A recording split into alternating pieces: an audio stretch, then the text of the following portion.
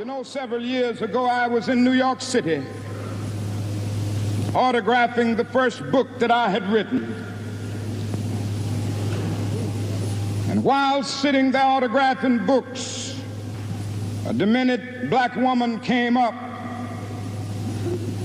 The only question I heard from her was, "Are you Martin Luther King?" And I was looking down writing, and I said, "Yes." The next minute, I felt something beating on my chest. Before I knew it, I had been stabbed by this demented woman. It came out in the New York Times the next morning that if I had merely sneezed, I would have died. From all over the states and the world, kind letters came in. I read a few, but one of them I will never forget. It said simply, "Dear Dr. King, I am a 9th grade student at the White Plains High School." She said, "While it should not matter, I would like to mention that I'm a white girl.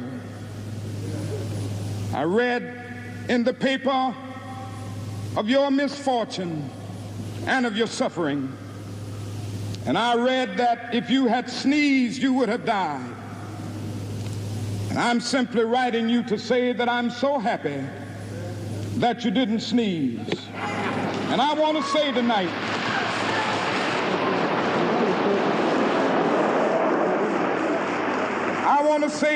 that I too am happy that I didn't sneeze, because if I had sneezed, I wouldn't have been around here in 1960. When students all over the South started sitting in at lunch counters.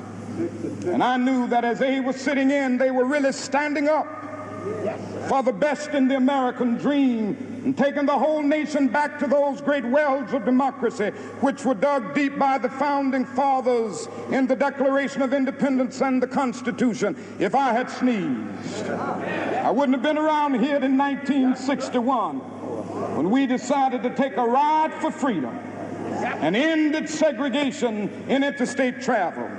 If I had sneezed, I wouldn't have been around here in 1962 when Negroes in Albany, Georgia decided to straighten their backs up.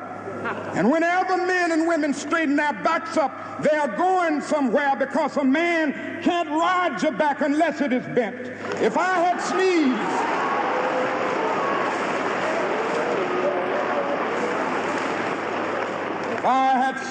I wouldn't have been here in 1960.